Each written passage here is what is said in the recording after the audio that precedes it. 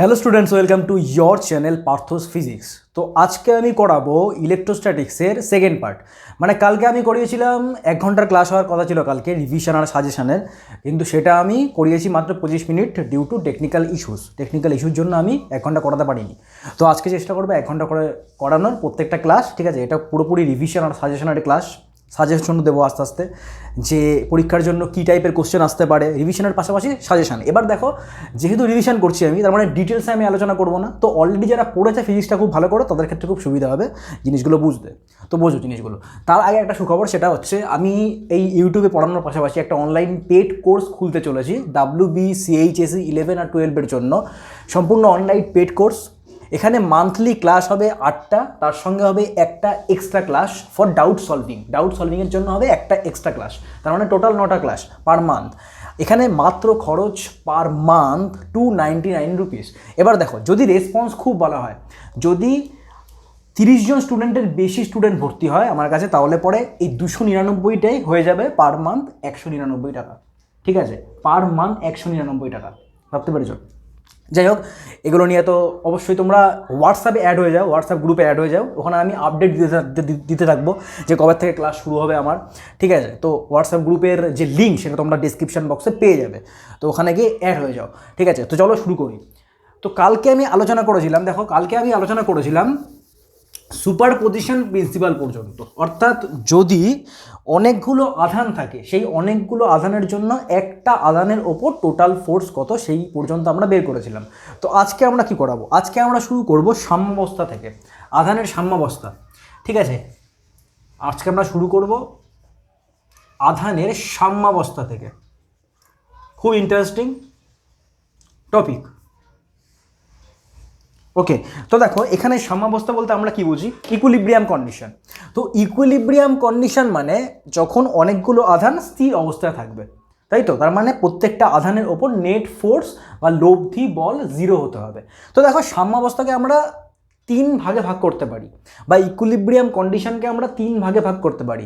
Number 1 হচ্ছে stable equilibrium,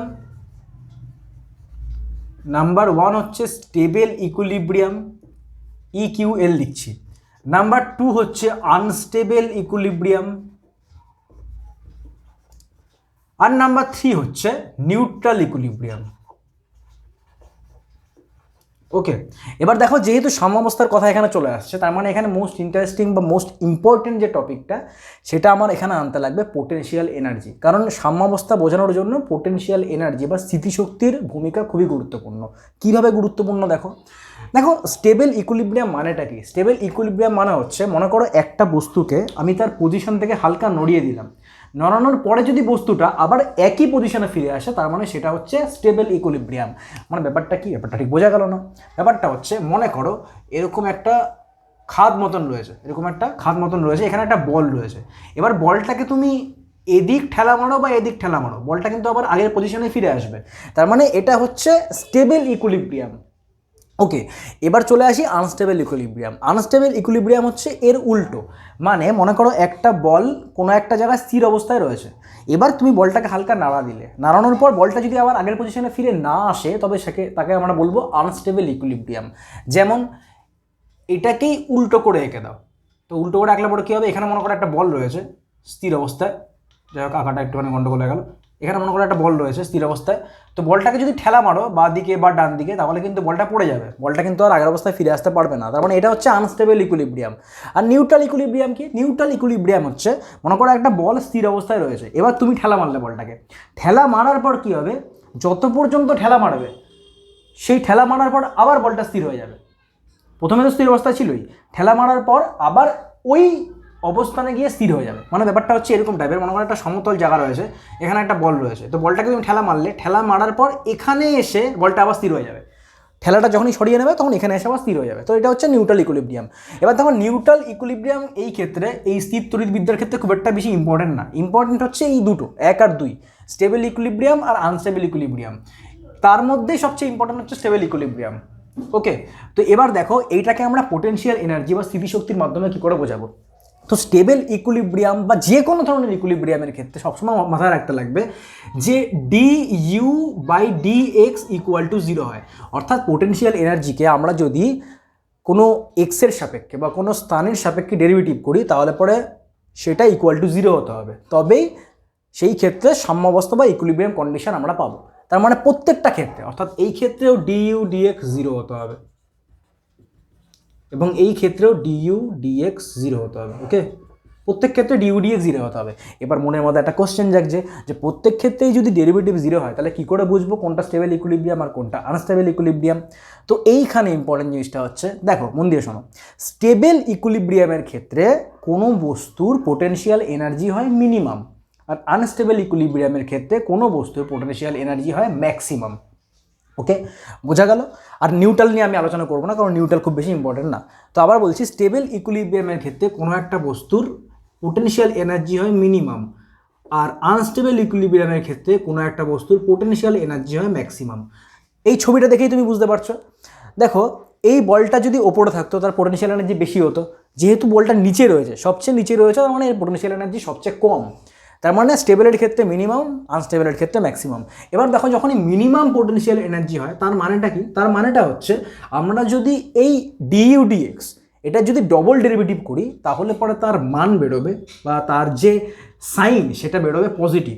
অর্থাৎ এই ক্ষেত্রে D square U by D X square এটা কী হবে? এটা হবে পজিটিভ। আমরা পড়েছিলাম ম্যাক্সিমা আর মিনিমাতে, যখন 11 ক্লাসে বা 11 ক্লাসে নাকি 12 ক্লাসে অঙ্ক করেছিলাম, ম্যাক্সিমা মিনিমার ক্ষেত্রে পড়েছিলাম যে কী করে আমরা বুঝবো যে কোন পয়েন্টে ওয়াইয়ের ভ্যালু ম্যাক্সিমাম হয় আর কোন পয়েন্টে ওয়াইয়ের ভ্যালু মিনিমাম হয়। তো সেই ক্ষেত্রে আমরা ডবল ডেরিভেটিভ বের করেছিলাম। যখন মিনিমাম ভ্যালু আমরা পেতাম তখন কী করে করতাম? আমরা ডবল ডেরিভেটিভ করতাম। ডবল ডেরিভেটিভ যদি পজিটিভ বেরোতো সেই ক্ষেত্রে তার মান হতো মিনিমাম, আর ডবল ডেরিভেটিভ যদি নেগেটিভ বেরোতো তাহলে সেই ক্ষেত্রে তার মান হতো ম্যাক্সিমাম।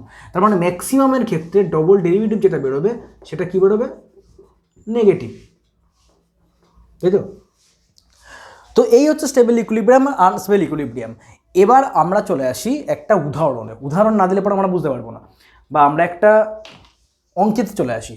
কি অঙ্ক দেখো? আচ্ছা, বোঝার দরকার নেই, এখান থেকেই করছি। আচ্ছা দেখো, মনে করো এখানে দুটো চার্জ রয়েছে, একটা হচ্ছে Q1 চার্জ আর একটা হচ্ছে মনে করো Q2 চার্জ। ওকে, দুটো চার্জ রয়েছে এখানে, Q1 আর Q2। এই দুটো চার্জের মধ্যবর্তী যে ডিস্টেন্স সেটা মনে করো আর, স্মল আর। ওকে, তো এবার বলা হলো যে এই দুটো চার্জের মাঝখানে, দেখো আগের দিনও বলেছিলাম যে দুটো চার্জ দিয়ে কোনোদিনই কিন্তু সাম্যাবস্থা তৈরি করা সম্ভব না। এর জন্য মিনিমাম 3টে চার্জ দরকার, 3টে বা তার বেশি চার্জ হলেও হবে, কিন্তু দুটো চার্জ দিয়ে কোনোদিনই সাম্যাবস্থা তৈরি করা সম্ভব না। ঠিক আছে, কারণ দেখো এই Q1 চার্জের ওপর একটা মাত্র ফোর্স লাগবে, সেটা কার জন্য লাগবে? Q2-র জন্য। এবার একটা ফোর্স দিয়ে কোনোদিন সাম্যাবস্থা তৈরি করা সম্ভব না। ঠিক একইভাবে Q2-র ওপর কার জন্য ফোর্স লাগবে? Q1-এর জন্য। তার মানে এখানেও একটা ফোর্স, তার মানে এই ক্ষেত্রেও একটা ফোর্স দিয়ে কিন্তু সাম্যাবস্থা তৈরি করা সম্ভব না। তার মানে এখানে মিনিমাম আরেকটা চার্জ দরকার যার জন্য টোটালটা একটা সাম্যাবস্থাতে আসতে পারবে। তো দেখা যাক যে যেই চার্জটা আমার দরকার সেই চার্জটার মান কত হতে হবে, আর সেই চার্জটা আমি কোথায় রাখবো, মোস্ট ইম্পর্টেন্ট। আচ্ছা, তো মনে করলাম যদি এই দুটো চার্জ পাশাপাশি থাকে যাদের মধ্যে দূরত্ব আর, এর মাঝখানে মনে করলাম আমি একটা চার্জ নিয়ে চলে আসলাম, তার মান মনে করলাম স্মল কিউ। এই স্মল কিউ দূরত্ব আমি ধরে নিলাম এই Q1 থেকে X। ওকে, সুতরাং স্মল কিউ থেকে Q2 দূরত্ব কত হবে? R minus x. সবগুলো লিখে রাখলাম। এবারটা আমাদের দুটো কাজ করতে লাগবে, একটা হচ্ছে এই স্মল কিউর মান বের করতে লাগবে, ঠিক আছে, উইথ সাইন, মানে এর মানও বের করতে লাগবে। আবার এটাও দেখতে লাগবে যে এই কিউটা কী প্রকৃতির হবে, ধনাত্মক আধান নাকি ঋণাত্মক আধান। তার সঙ্গে সঙ্গে আমাকে বের করতে লাগবে এক্স এর মান। তার মানে এখানে কোশ্চেনটা কী দেওয়া রয়েছে? কোশ্চেনটা দেওয়া রয়েছে যে এখানে Q1 আর Q2 হচ্ছে একই প্রকৃতির চার্জ, ঠিক আছে, একই প্রকৃতির চার্জ। তাহলে পরে কিউর মান কি হবে এবং কিউর প্রকৃতি কি হবে, তার সঙ্গে সঙ্গে এক্স এর মান কি হবে। এইবার দেখো, মন দিয়ে শোনো, এখানে কোশ্চেনটা কি? কোশ্চেনটা হচ্ছে যে এই টোটাল সিস্টেমটা একটা সাম্যাবস্থাতে থাকবে, তো কিউর মান কত হবে আর এক্স এর মান কত হবে। তো সাম্যাবস্থাতে থাকার মানেটা কি? মন দিয়ে শোনো, সাম্যাবস্থাতে থাকার মানেটা হচ্ছে প্রত্যেকটা চার্জের ওপর যে লব্ধি বল বা যে রেজাল্টেন্ট ফোর্স সেটা 0 হতে হবে, তবেই তো 3টে চার্জ একসাথে সাম্যাবস্থায় থাকবে। সাম্যাবস্থা মানে কি? লব্ধি ফোর্সের মান 0 হতে হবে। তার মানে 3টে চার্জের, প্রত্যেকটা চার্জের ওপর, শুধুমাত্র একটা না কিন্তু, প্রত্যেকটা চার্জের ওপর লব্ধি বল বা রেজাল্টেন্ট যে ফোর্স সেটা 0 হতে হবে। তো এখানে সবচেয়ে ইম্পর্টেন্ট যে বিষয়টা সেটা হচ্ছে এই কন্ডিশনটা হওয়ার জন্য কি দরকার, কি হতে হবে। এই কন্ডিশনটা হওয়ার জন্য এই Q1 আর Q2-র নেচার সবসময় সেম হতে হবে। কি হতে হবে? নেচার সবসময় সেম হতে হবে। কখন? যখন স্মল কিউটা দুজনের মাঝখানে রয়েছে। দেখো এখানে দুটো কন্ডিশন করতে পারে, একটা হচ্ছে স্মল কিউটা যদি এদের মাঝখানে থাকে, আর একটা হতে পারে যদি স্মল কিউটা এই দুটোর যে কোনো একটার এই পাশে বা এই পাশে থাকে। ঠিক আছে, দুটো কন্ডিশন করতে পারে। তো এখানে আমি একটা কন্ডিশন করাচ্ছি, সেটা হচ্ছে যদি এই কিউটা এই দুটোর মাঝখানে থাকে তখন সাম্যাবস্থার জন্য কি কি কন্ডিশন দরকার বা কি কি শর্ত দরকার। নাম্বার ওয়ান শর্ত কি? নাম্বার ওয়ান শর্ত হচ্ছে এইখানে Q1 আর Q2 এই দুটোর কিন্তু নেচার সেম হতে হবে বা প্রকৃতি এক হতে হবে।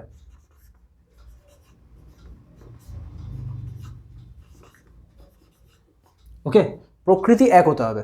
তার মানে এটা পজিটিভ হলে এটা পজিটিভ, এটা নেগেটিভ হলে পরে এটা নেগেটিভ। এইবার চলে আসি এই কিউ, এই কিউর মান কি হবে আর কিউর প্রকৃতি কি হবে, এইখানে জিনিসটা মন দিয়ে বোঝো। দেখো আমি কি বললাম যে সাম্যাবস্থার জন্য প্রত্যেকটা চার্জের ওপর লব্ধি বল 0 হতে হবে। আচ্ছা 1 মিনিট দেখে নিই যে ভিডিওটা ঠিকঠাক হচ্ছে কিনা। চলো, লব্ধি বল 0 হতে হবে। এবার দেখো আমি যদি ধরে নিই এই Q1-এর ক্ষেত্রে, এই Q1, তো এই Q1-এর ক্ষেত্রে কী হবে দেখো, দেখো এই Q1-এর ক্ষেত্রে এই Q2-র জন্য ফোর্সের ডিরেকশন কোন দিকে হবে? বাঁ দিকে, তাই তো? এই Q2-র জন্য ফোর্সের ডিরেকশন হতে হবে বাঁ দিকে। এবার দেখো যদি Q1-এর ওপর লব্ধি ফোর্স বা লব্ধি বল 0 হতে হয় তাহলে পরে এর ওপর আরেকটা ফোর্স দরকার। সেই ফোর্সের ডিরেকশন কোন দিকে হবে? অবভিয়াসলি ডান দিকে হবে, কারণ এটার জন্য ফোর্স যদি বাঁ দিকে হয় তাহলে পরে এই স্মল কিউর জন্য ফোর্স কোন দিকে হতে হবে? ডান দিকে হতে হবে, তাই তো? এবার দেখো ডান দিকে হওয়ার মানেটা কি? ডান দিকে হওয়ার মানেটা হচ্ছে এই স্মল কিউটা Q1টাকে নিজের দিকে আকর্ষণ করছে। তো আকর্ষণ কখন করে? যখন দুটো চার্জের প্রকৃতি বিপরীত ধর্মী হয়। তার মানে এই ক্ষেত্রে এই স্মল কিউ যেটা রয়েছে তার যে প্রকৃতি সেটা কিন্তু Q1-এর বিপরীত হবে। তার মানে Q1-এর বিপরীত মানে Q2-রও বিপরীত। কেন? কারণ Q1 আর Q2 একই প্রকৃতির। তার মানে সেকেন্ড কন্ডিশন হচ্ছে এখানে কিউর প্রকৃতি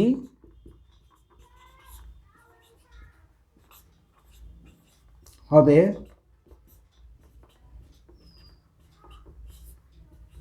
বিপরীত ধর্মী। ওকে, কিউর প্রকৃতি হবে বিপরীত ধর্মী। এইবার আমরা বের করব কিউর মান। এখান থেকে সব কিছু বুঝতে পেরে গেলাম আমরা যে কিউর প্রকৃতি কী হবে। এখান থেকে আমরা বের করব কিউর মান আমরা কী করে বের করব? আচ্ছা প্রথমে আমরা কাজ করি, আমরা প্রথমে এক্সের মানটা বের করে নিই, তাহলে আমাদের সুবিধা হবে। কী করে বের করবো এক্সের মান? খুব সহজ। এই কিউর ওপর লব্ধি ফোর্স 0 হবে বা লব্ধি বল 0 হবে। তো কিউর ওপর Q1-এর জন্য যে ফোর্স সেটা কত? সেটা আমি ডিনোট করলাম F1 দিয়ে। আর কিউর ওপর Q2-র জন্য যে ফোর্স সেটা কত হবে? সেটাকে আমি ডিনোট করলাম F2 দিয়ে। তার মানে দুটো ভেক্টরের যে যোগফল সেটা কত হতে হবে? 0। এবার F1 কত হচ্ছে? F1 হচ্ছে তোমার K Q1 small Q by x square. এর ডিরেকশন কোন দিকে হচ্ছে দেখো, এর ডিরেকশন হচ্ছে স্মল কিউর ওপর Q1-এর জন্য হচ্ছে ডান দিকে। তার মানে এটাকে আমি ডিনোট করতে পারি আই ক্যাপ দিয়ে, তাই তো? আই ক্যাপ দিয়ে ডিনোট করতে পারি। প্লাস এবার চলে আসো এই Q2-র জন্য কত হচ্ছে? K Q2 small Q by R minus x square. এই Q2-র জন্য ডিরেকশন কোন দিকে হচ্ছে? এই Q2-র জন্য ডিরেকশন হচ্ছে বাঁ দিকে। তার মানে এটা কি হচ্ছে? এটা হচ্ছে minus I cap equal to 0। Okay, minus I cap equal to 0। তার মানে এখানে যদি শুধুমাত্র ম্যাগনিটিউড দিয়ে আমরা করি বা শুধুমাত্র মান দিয়ে আমরা করি তাহলে কি করে বের করব? এখানে কে কেটে দাও, স্মল কিউ কেটে দাও। তো এখান থেকে কি দাঁড়াচ্ছে? এখানে দাঁড়াচ্ছে Q1 by x square equal to Q2 আর মাইনাস এক্স স্কোয়ার। ওকে, তো এখানে দাঁড়াচ্ছে কত বলো? এখানে দাঁড়াচ্ছে আর minus x by x equal to root Q2 by Q1।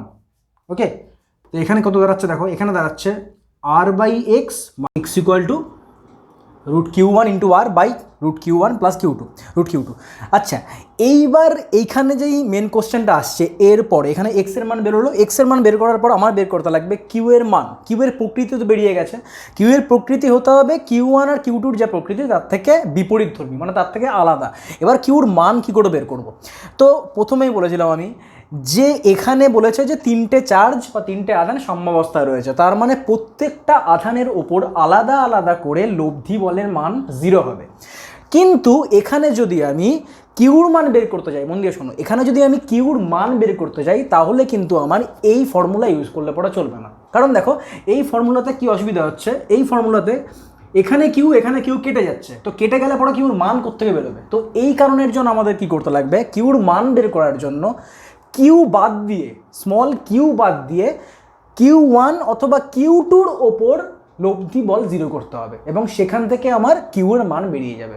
ঠিক আছে, তো আমি কি করছি দেখো, আমি এই কিউ ওয়ানের ওপর লব্ধি বল 0 করছি। কী করে করছি দেখো, দেখো কিউ ওয়ানের ওপর কিউ টুর জন্য ফোর্সের ডিরেকশন কোন দিকে হবে? বাঁ দিকে, কারণ দুটোই একই প্রকৃতির চার্জ, তার মানে বিকর্ষণ করবে। ঠিক একইভাবে স্মল কিউর জন্য কিউ ওয়ানের ওপর ফোর্সের ডিরেকশন কোন দিকে হবে? ডান দিকে। কেন? যেহেতু আকর্ষণ করবে তাই, যেহেতু দুটো বিপরীতধর্মী চার্জ। ওকে, তো এবার দেখো কিউ ওয়ানের ওপর আমি কী করে লিখছি ফর্মুলা, মানে ফোর্সের যে ইকুয়েশন সেটা কী করে লিখছি মন দিয়ে দেখো। আচ্ছা দেখো, কিউ ওয়ানের ওপর কিউ টুর জন্য ফোর্সের ইকুয়েশন কী হবে? K into q one into q two by R square, যেহেতু টোটাল দূরত্ব আর তাই আর স্কোয়ার। ডিরেকশন কোদিকে? ডিরেকশন হচ্ছে বাঁ দিকে, তার মানে এখানে কি হচ্ছে, এখানে হচ্ছে মাইনাস আই ক্যাপ। ঠিক আছে, প্লাস এবার স্মল কিউর জন্য কী হবে? স্মল কিউ যেহেতু আকর্ষণ করছে, তার মানে স্মল কিউর জন্য এখানে হবে k q one into small Q by x square, আর এখানে ডিরেকশন কোন দিকে হবে? ডান দিকে, তো ডান দিকে মানে I cap. Okay, equal to 0। ঠিক আছে, তো এখান থেকে দেখো কিউর মান যেটা বেরোবে সেটা এখানে রয়েছে, টোকা রয়েছে, সুতরাং সময় নষ্ট করতে চাই না আমি। কিউর মান বেরোবে হচ্ছে এখান থেকে স্মল কিউর যে মান বেরোবে সেটা হবে minus Q one Q two by within bracket Q one root Q one plus root Q two whole square. এটা হবে স্মল কিউর মান। তো এখান থেকে দেখলেই বুঝতে পারছো, এই ইকুয়েশন দেখলে বুঝতে পারছো যে কিউ ওয়ান আর কিউ টুর প্রকৃতি যা হবে তার বিপরীত হবে কিউর প্রকৃতি, কারণ এখনও মাইনাস চিহ্ন রয়েছে তাই। আচ্ছা, এবার চলে আসি, এবার এই ঘটনাটা তো বোঝা গেল যে দুটোই যদি একই প্রকৃতির চার্জ হয়, তার মাঝখানে যদি কিউ হয়, তার মান আমরা কী করে বের করবো? এক্সের মান কী করে বের করবো? আচ্ছা, যদি এরকম হয় কোশ্চেনটা যে কিউ ওয়ান আর কিউ টু দুটো আলাদা প্রকৃতির চার্জ, তখন আমরা সাম্যাবস্থা কী করে বের করবো? তো সবসময় আমাদের মাথায় রাখতে লাগবে যে পুরো সিস্টেম মানে তিনটে চার্জ একসঙ্গে সাম্যাবস্থায় তখনই থাকতে পারবে যখন বাইরের দুটো চার্জের প্রকৃতি সেম হবে এবং মধ্যেকারের যে চার্জ তার প্রকৃতি আলাদা হবে, তখনই কিন্তু সাম্যাবস্থা তৈরি হওয়া সম্ভব। এখন আমি ভিডিওটা দেখে নিচ্ছি হচ্ছে কিনা, এটা অনেক গন্ডগোল করে। আচ্ছা, তো এখানে আমি কি বলছিলাম দেখো, মন দিয়ে শোনো। এখানে আমি বলছি যে যদি মন দিয়ে শোনো, এটা মুছে দিলাম, এটা লাগবে না। যদি কিউ ওয়ান আর কিউ টুর প্রকৃতি আলাদা হয় তবে সেই ক্ষেত্রে কী করতে লাগবে? তো যদি কিউ ওয়ান পজিটিভ হয় আর কিউ টু যদি নেগেটিভ হয় তাহলে পরে এই স্মল কিউর মান কত হবে, স্মল কিউর অবস্থান কত হবে, আর স্মল কিউর প্রকৃতি কেমন হবে? তো দেখো, স্মল কিউকে আমরা যদি মিডিলে রাখি তাহলে কি হবে? তাহলে কিন্তু হবে না, কারণ দেখো স্মল কিউকে আমরা যদি মিডিলে রাখি, মন দিয়ে শোনো, এখানে তিনটে কন্ডিশন ঘটতে পারে। 1 নম্বর কন্ডিশন, যদি স্মল কিউকে আমরা মিডিলে রাখি তাহলে পরে কি এই তিনটে চার্জের মধ্যে সাম্যাবস্থা তৈরি হওয়া সম্ভব? উত্তর হবে না। কেন না? কারণ দেখো বাইরের যে দুটো চার্জ সেটা কি, একটা প্লাস কিউ ওয়ান আর একটা হচ্ছে মাইনাস কিউ টু, তার মানে দুটোর প্রকৃতি কিন্তু বিপরীতধর্মী। তো আমি কি বলেছিলাম? আমি বলেছিলাম দুটো বাইরের চার্জের প্রকৃতি যদি বিপরীতধর্মী হয় তবে কিন্তু তাদের দ্বারা কোনোদিনই সাম্যাবস্থা তৈরি হওয়া সম্ভব না। তার মানে এই ক্ষেত্রে কিন্তু এই সিস্টেমটা সাম্যাবস্থা তো থাকতে পারবে না, তার মানে এখানে একটা কাটা চিহ্ন দিয়ে দিলাম, সাম্যাবস্থা থাকবে না। 2 নম্বর কন্ডিশনে চলে আসি। 2 নম্বর কন্ডিশন হচ্ছে এখানে প্লাস কিউ ওয়ান রয়েছে আর এখানে মাইনাস কিউ ওয়ান রয়েছে। ওকে, প্লাস কিউ ওয়ান রয়েছে আর এখানে মাইনাস কিউ টু রয়েছে। এইবার আমি যদি কিউটাকে বাইরে রাখি, বাইরে মানে প্লাস কিউ ওয়ানের বাঁ দিকে রাখি, তবে কি হবে? দেখো, যদি আমি প্লাস কিউ ওয়ানের বাঁ দিকে স্মল কিউটাকে রাখি তবে এই তিনটে চার্জ তখনই সাম্যাবস্থাতে থাকতে পারবে যদি এটা মাইনাস কিউ টু, ঠিক তেমনি এই যে কিউটা রয়েছে এটার প্রকৃতিও মাইনাসই হতে হবে। তার মানে এটাও ঋণাত্মক, এটাও ঋণাত্মক। কী করে বললাম? কারণ বাইরের চার্জ কোনটা কোনটা রয়েছে, বাইরের চার্জ রয়েছে small Q R minus Q two. তার মানে এই দুটো চার্জের প্রকৃতি হতে হবে সেম, তার মানে স্মল কিউটাও হতে হবে নেগেটিভ। আমি এখানে মান বের করছি না, জাস্ট বলে দিচ্ছি যে এর প্রকৃতি কী হবে আর এর অবস্থান কী হবে। তার মানে কিউ যেটা রয়েছে সেটা হতে হবে কি নেগেটিভ। ওকে, ঠিক আছে। আর এই যে প্লাস কিউ ওয়ান, এই প্লাস কিউ ওয়ান দেখো এই দুটোর থেকে আলাদা। প্লাস কিউ ওয়ান দুটোর যে নেগেটিভ রয়েছে তার থেকে এটা রয়েছে পজিটিভে। তার মানে এখানে কিন্তু সমাবস্থা তৈরি হওয়া সম্ভব। এইবার দেখো এখানে তো এমনও ঘটতে পারে না যে এই যে স্মল কিউটা রয়েছে, এই স্মল কিউটাকে আমরা যদি বাঁ দিকে রাখি তাহলে তৈরি হওয়া সম্ভব সাম্যাবস্থা। কিন্তু যদি স্মল কিউটাকে আমরা এই মাইনাস কিউ টুর ডান দিকে রাখি তবে কি তৈরি হওয়া সম্ভব? দেখা যাক।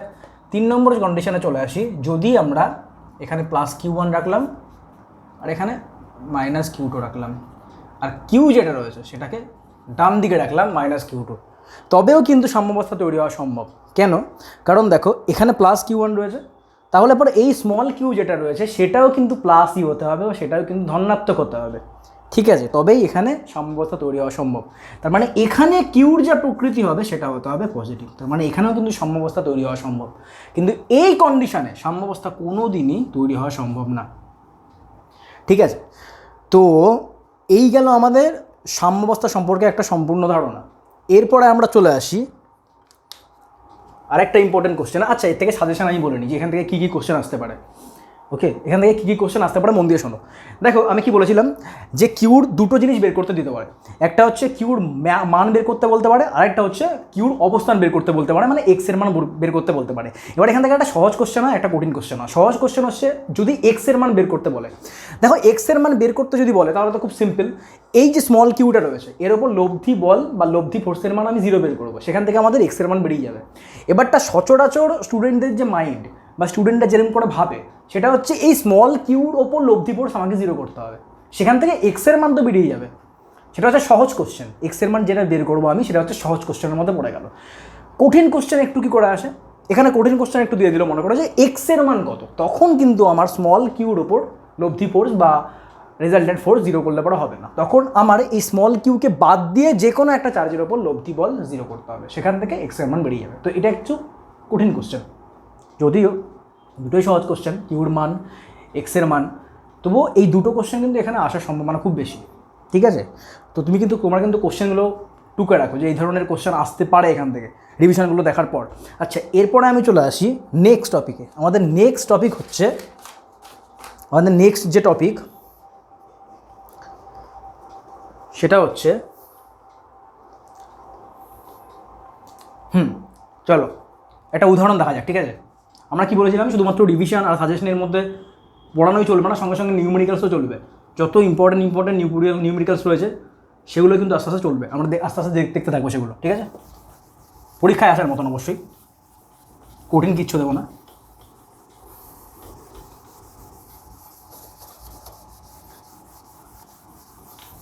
কিন্তু জলদি করবে, তাড়াতাড়ি করবে, তোমরাও করবে। ঠিক আছে, আমার ভিডিওটা পজ করবে তোমরা প্রথমে, তারপর আমার ভিডিওর সঙ্গে মিলিয়ে যাবে। আর ভিডিওগুলো সম্পূর্ণ কিন্তু 2x স্পিডে দেখবে। ঠিক আছে, এখন রিভিশনের অবস্থা মানে রিভিশন কিন্তু তোমাদের ওই সেম স্পিডে দেখলে পরে হবে না, 2x স্পিডে বাড়িয়ে তারপর রিভিশনগুলো করবে, তাহলে পরে তোমাদের সুবিধা হবে। আচ্ছা, এখানে যেটা বলেছে সেটা হচ্ছে এখানে একটা স্কোয়ার মতন রয়েছে, এটা একটা নিউমেরিক্যাল। ঠিক আছে, এখানে একটা স্কোয়ার মতন রয়েছে, স্কোয়ারের প্রত্যেকটা সাইড এ করে। ঠিক আছে, প্রত্যেকটা সাইড এ করে, যদিও পারবে অঙ্কটা তোমরা। আর কি বলেছে, আর বলেছে এর এই দুই কোণাতে স্মল কিউ চার্জ রয়েছে, আর দুই কোণাতে রয়েছে ক্যাপিটাল কিউ চার্জ। এখন আমাকে বের করতে বলেছে এটা মনে করো এ পয়েন্ট, এটা বি, এটা সি, এটা ডি। আমাকে বের করতে বলেছে এফ সি এর ম্যাগনিটিউড কত, সঙ্গে সঙ্গে এর ডিরেকশন কত, সেটা আমাকে বের করতে বলেছে। তো এটা আমরা কী করে করব? তো দেখো এখানে আমরা এটাকে ভেক্টরিক্যালি করি, ভেক্টরের সাহায্যে কী করে করবো দেখো আমি বি পয়েন্টটা যেটা রয়েছে সেটাকে আমরা অরিজিন ধরে নিচ্ছি। তার মানে এই বি পয়েন্ট যদি অরিজিন হয় তো এর স্থানাঙ্ক কত হবে 0,0, খুব ভালো কথা। সি পয়েন্টের স্থানাঙ্ক কত হবে, সি পয়েন্টের স্থানাঙ্ক হবে এক্স কত হচ্ছে এ, তাহলে এটা হবে a,0। ঠিক একইভাবে ডি পয়েন্টের স্থানাঙ্ক কত হবে, ডি পয়েন্টের হবে a, ঠিক আছে, a, ঠিক একইভাবে এ পয়েন্টের স্থানাঙ্ক কত হবে 0, কত হবে 0, তো স্থানাঙ্কগুলো তো আমরা পেয়ে গেলাম, খুব ভালো মতন করে পেয়ে গেলাম। এইবার কি করব আমরা, প্রত্যেকটা পয়েন্টের জন্য সি পয়েন্ট বাদ দিয়ে প্রত্যেকটা পয়েন্টের জন্য এ ডি আর বি প্রত্যেকটা পয়েন্টের জন্য ফোর্স বের করব with direction, I cap J cap যেমন করে আমরা করি। তো কী করে করবো, প্রথমে চলে আসি এ পয়েন্টের জন্য। তো এ পয়েন্টের জন্য প্রথমে দেখি ফোর্সের মান কী হবে আর তার ডিরেকশন কী হবে, ঠিক আছে।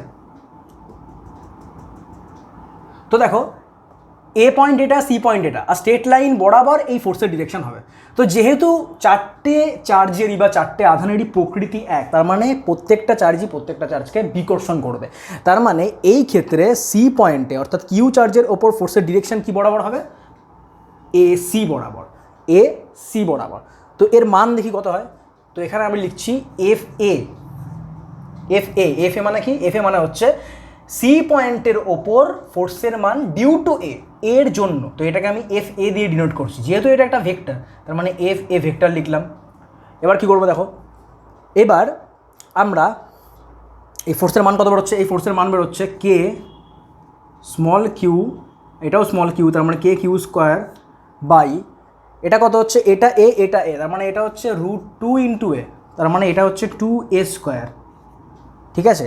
আর ডিরেকশন কি বরাবর হচ্ছে, ডিরেকশন হচ্ছে তোমার দেখো এইটা এই বরাবর ডিরেকশন রয়েছে, তো এইটাকে আমরা যদি ভাঙি তাহলে পরে কী দাঁড়াবে, এই বরাবর আর এই বরাবর, তাই তো, এই বরাবর আর এই বরাবর। তো এই বরাবর আর এই বরাবর করলে পরে কত হচ্ছে দেখো,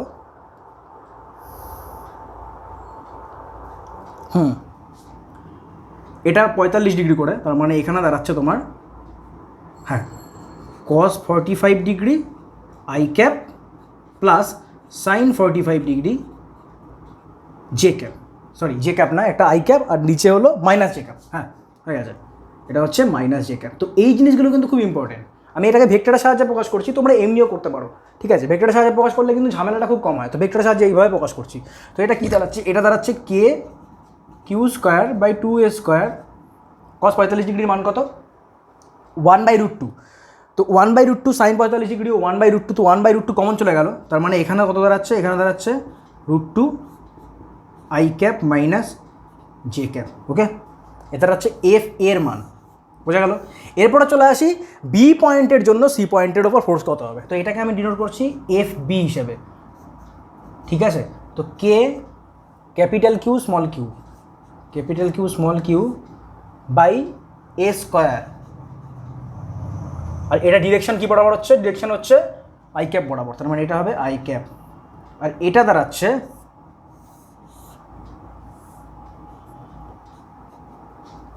এফডি মানে ডি পয়েন্টের জন্য সি পয়েন্টের উপর ফোর্স। তো এটা কত হচ্ছে কে ক্যাপিটাল কিউ আর এটা হচ্ছে স্মল কিউ, তাহলে এটা দাঁড়াচ্ছে a², আর ডিরেকশন হচ্ছে নিচের দিকে, তার মানে মাইনাস জে ক্যাপ। বাস, এবারটা আমি টোটাল যদি এফসি বের করি, টোটাল এফসি যেই ফোর্সটা রয়েছে সেটা হচ্ছে F A plus F B ABCD, এরপরে হচ্ছে এফ ডি। তো তিনটেকে আমরা যোগ করে দিই, তিনটেকে যোগ করলে পরে কত পাবো, k q square by a² common নিয়ে নিই, sorry k Q by a² common নিয়ে নিই। তো কে কিউ বাই a² কমন নিলে পরে কত হচ্ছে দেখো, এখানে হচ্ছে Q by 2√2 I cap minus Q by 2√2 J cap, okay. F B কত দাঁড়াচ্ছে, এফ বি দাঁড়াচ্ছে Q I cap, capital Q I cap, ঠিক আছে। আর এটা কত দাঁড়াচ্ছে, এটা দাঁড়াচ্ছে minus capital Q J cap, ঠিক আছে। তো এই হচ্ছে টোটাল ফোর্স কার ওপরে, সি পয়েন্টে চার্জের ওপরে due to A B and D. তো এভাবে আমরা করতে পারি। এবার দেখো তোমরা চাইলে পরে এখান থেকে ম্যাগনিটিউডও বের করতে পারো। তো সাধারণত ম্যাগনিটিউডই বের করতে দেয়, ঠিক আছে, খুব কম জায়গায় দেয়, যে ডিরেকশন বের করতে, যদি ডিরেকশন বের করতে দেয় তো আমি বলবো যে এই প্রসেসে এগোনোই ভালো, কারণ এই প্রসেসে এগোলে পরে দুটো জিনিস একবারে বেরোবে, একটা হচ্ছে ম্যাগনিটিউড আর একটা হচ্ছে ডিরেকশন। তো এই প্রসেস করলে পরে আলাদা করে ডিরেকশন নিয়ে ভাবতে হবে না, এখান থেকে অটোমেটিক্যালি বেরিয়ে যাবে। আর তাছাড়া তো বুঝতেই পারছো ডিরেকশন কোন দিকে হবে। ঠিক আছে, আচ্ছা যাই হোক, এই দুটো তো কেটেই যাচ্ছে না, না সরি, হ্যাঁ ঠিক আছে, বোঝা গেল। তো এইভাবে আমাদের অঙ্কগুলো করতে হবে, এটা একটা নিউমেরিক্যাল গেল। এরপরে আমরা চলে আসি ইলেকট্রিক ফিল্ডে। বারবার দেখতে হচ্ছে ভিডিওটা যাতে বন্ধ না হয়ে যায়, কারণ মাঝখানে বন্ধ হয়ে গেছিলো, টেকনিক্যাল ইস্যু চলে এসেছিলো, ওখানে সামান্য এডিট করতে হয়েছিলো আমাকে, ঠিক আছে, তো এই জন্যই দেখতে হচ্ছে বারবার। ইলেকট্রিক ফিল্ড, তাহলে করা যাক ইলেকট্রিক ফিল্ড।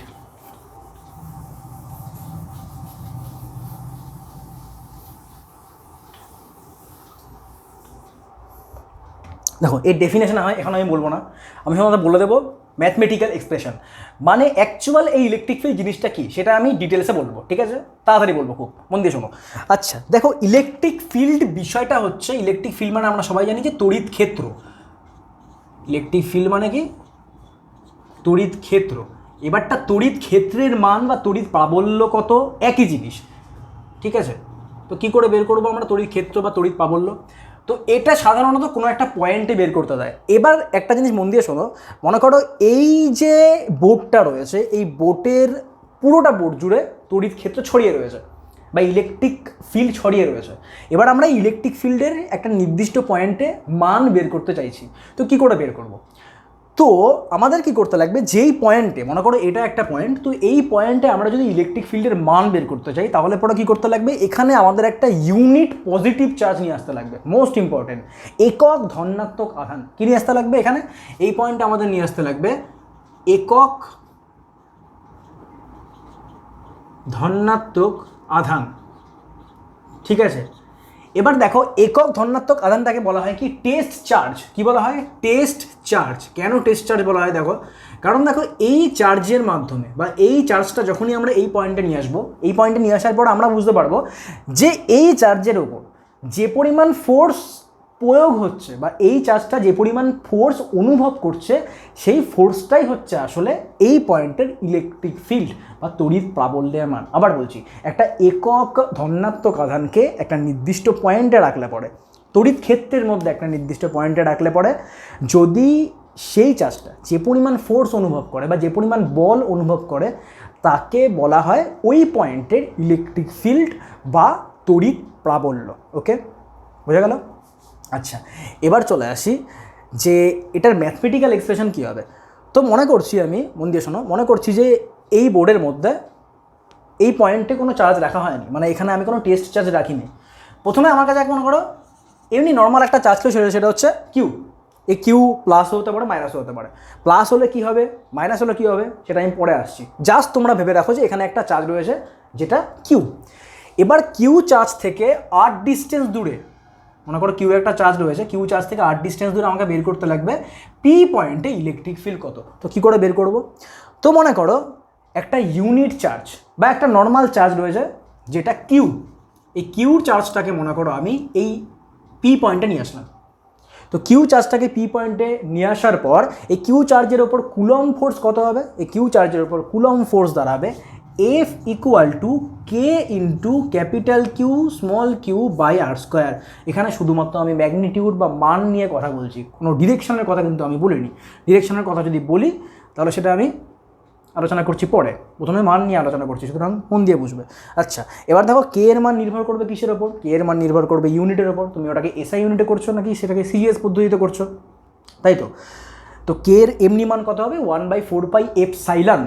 1/4 এপসাইলন কত হয়? 1/4 এপসাইলন। যখন আমরা বায়ু মাধ্যম নিই তখন এই এপসাইলনটা হয়ে যায় এপসাইলন নট। আমি ধরে নিলাম এখানে যে কোনো একটা মাধ্যম রয়েছে, তো যে কোনো মাধ্যম রয়েছে, তার মানে এখানে কী হবে? 4 এপসাইলন। এই এপসাইলনটাকে আরও সুন্দর করে লেখা যায়। কী করে লেখা যায়? Epsilon R into epsilon naught into capital Q small Q by R square. ঠিক আছে, তো এটাকে আরটু ভালো মতন করে লিখলাম, ধরে নিলাম এটা বায়ু মাধ্যম। তো বায়ু মাধ্যম হলে পরে কী হবে? 1/4 epsilon naught capital Q small Q by R square. তো এটা হচ্ছে, যদি কিউ চার্জটাকে আমি এখানে রাখি তাহলে পরে ফোর্স কত? এবার যদি এরকম হয় যে ইলেকট্রিক ফিল্ডের মান কত, তাহলে পরে কী করতে লাগবে, তাহলে পরে আমাদের দেখতে লাগবে যে এখানে একক ধনাত্মক আধান রাখলে পরে ফোর্স কত অ্যাপ্লাই হয়। তো একক ধনাত্মক আধান রাখলে পরে মানে বোঝা যাচ্ছে, তাহলে পরে কী হবে, E equal to F by small Q, কারণ কিউর জন্য ফোর্স এত, তাহলে পরে একক ধনাত্মক আধানের জন্য ফোর্স কত, এফ বাই কিউ, সিম্পল। তার মানে এখানে কত হচ্ছে, এফ বাই কিউ করলে পরে k capital q by R square, এটা শুধুমাত্র কিন্তু ম্যাগনিটিউড বা মান, ঠিক আছে। এবার এটাকে যদি ভেক্টরিক্যাল আমি প্রকাশ করি, তাহলে কী করে প্রকাশ করবো, দেখো দেখো সাধারণত মন দিয়ে শোনো, এটা তো পজিটিভ চার্জ আমি বুঝতেই পারছি, এটা পজিটিভ চার্জ আমি বুঝতেই পারছি, এটা ইউনিট পজিটিভ চার্জ সেটা তো আমি বুঝতেই পারছি। এই যে চার্জটা রয়েছে, যেই চার্জের জন্য আমি ইলেকট্রিক ফিল্ডটা বের করছি, এই চার্জটাকে কিন্তু ডিফল্ট কন্ডিশন মানে কি, আবার ভিডিওটা দেখে নি ঠিকঠাক আছে কিনা, হ্যাঁ, এই চার্জটাকে আমরা ডিফল্ট কন্ডিশন ধরে নেব পজিটিভ চার্জ। ডিফল্ট কন্ডিশন মানে যখন কোনো কিছু বলে দেবে না পরীক্ষার খাতায়, তখন আমরা ধরে নেব এই যে চার্জটা রয়েছে এটা হচ্ছে একটা ধনাত্মক চার্জ, আর এটা কিন্তু সবসময় আমাদের ধরতে লাগবে একক ধনাত্মক চার্জ। কিন্তু এই চার্জটা যদি কিছু না বলে দেয়, তাহলে পরে কী ধরতে লাগবে, ধনাত্মক চার্জ, ঠিক আছে, বোঝা গেল। আচ্ছা, তাহলে পরে যদি এটা ধনাত্মক চার্জ হয়, এটাও যদি ধনাত্মক চার্জ হয়, তাহলে পরে এই কিউর জন্য এই স্মল কিউর ওপর, আচ্ছা স্মল কিউ কিন্তু এইটা, ঠিক আছে, এটা না কিন্তু, এটা জাস্ট স্মল কিউর ওপর ফোর্সের ডিরেকশন কোন দিকে হবে, ফোর্সের ডিরেকশন হবে আউটওয়ার্ড, ফোর্সের ডিরেকশন হবে কি, রেডিয়ালি আউটওয়ার্ড, এটাকে বলা হয় কি রেডিয়ালি আউটওয়ার্ড ডিরেকশন বা বহির্মুখী দিক, ঠিক আছে, ব্যাসার্ধ বরাবর বহির্মুখী দিক। আচ্ছা, যদি বহির্মুখী দিক হয়, তাহলে পরে আমরা এটাকে ভেক্টরিক্যালি বা ডিরেকশন হবে কীভাবে প্রকাশ করব, তাহলে পরে হবে E vector equal to F vector by small Q,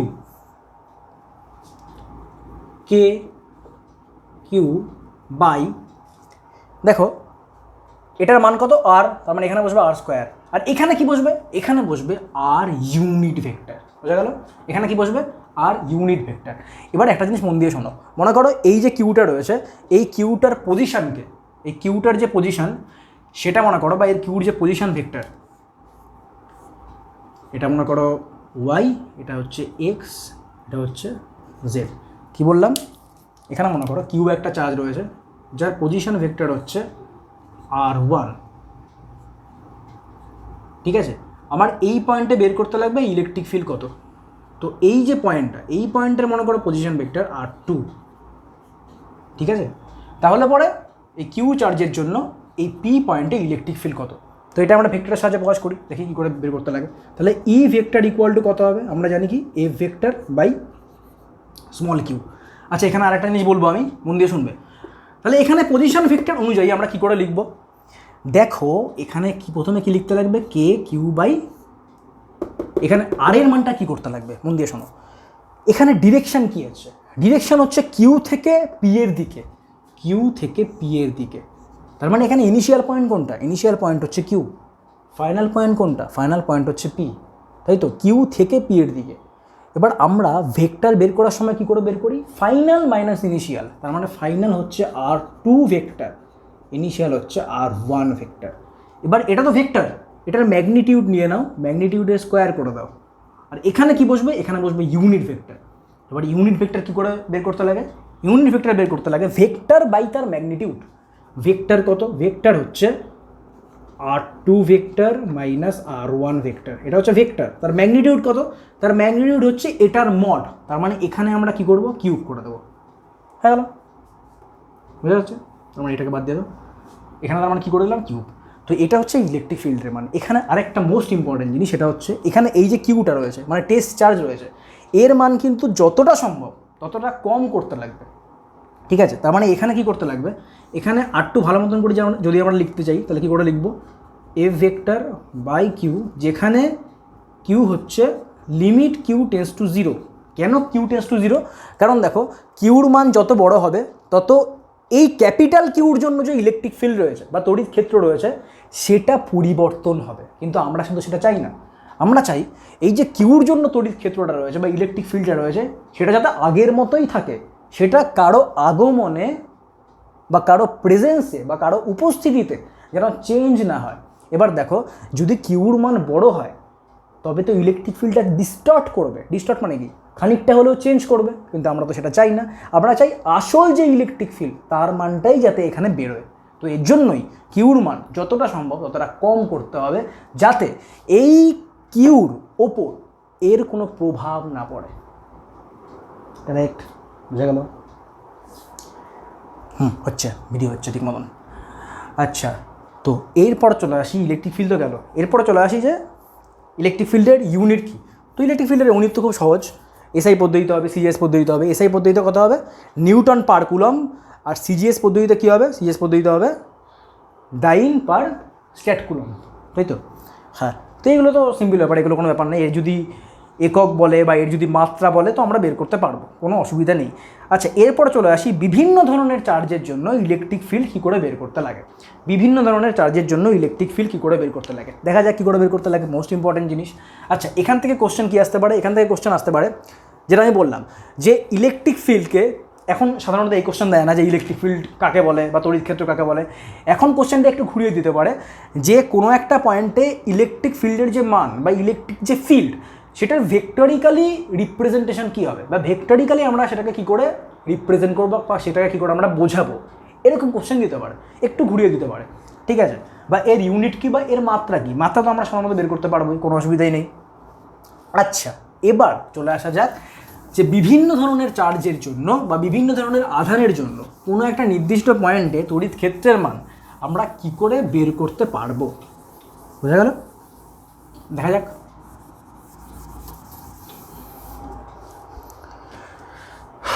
তো হেডলাইন কী আছে? হেডলাইন রয়েছে, আচ্ছা প্রথমে চলে আসি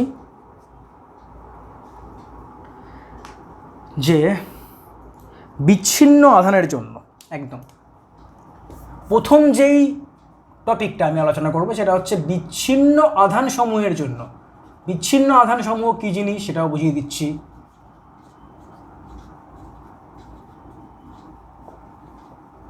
বিচ্ছিন্ন আধান সমূহের জন্য তড়িৎ ক্ষেত্র, আর বেশি বড় লিখলাম না, ওকে? তো এই বিচ্ছিন্ন ব্যাপারটা কি, দেখো বিচ্ছিন্নর ইংলিশ নামটা হচ্ছে ডিসক্রিট, ঠিক আছে? তো এই জিনিসটা খুব ইম্পর্টেন্ট বোঝা। ডিসক্রিট এটা লিখলাম না, ওটা জানো। ডিসক্রিট চার্জের জন্য কোনো একটা নির্দিষ্ট পয়েন্টে আমাকে বের করতে লাগবে কি তড়িৎ ক্ষেত্রের মান বা ইলেকট্রিক ফিল্ডের মান। কী করে বের করব? দেখো ডিসক্রিট চার্জ মানে কি, একটা চার্জের সঙ্গে আরেকটা চার্জের কোনো টাচ নেই, মানে তুমি আলাদা আলাদা করে পয়েন্ট চার্জগুলোকে, এগুলো তো পয়েন্ট চার্জ না প্রত্যেকটা, মানে বিন্দু আধান, এই বিন্দু আধানগুলোর সঙ্গে এক একটা মিলেমিশে নেই, এদের প্রত্যেকটার স্থান বা অবস্থান আলাদা আলাদা।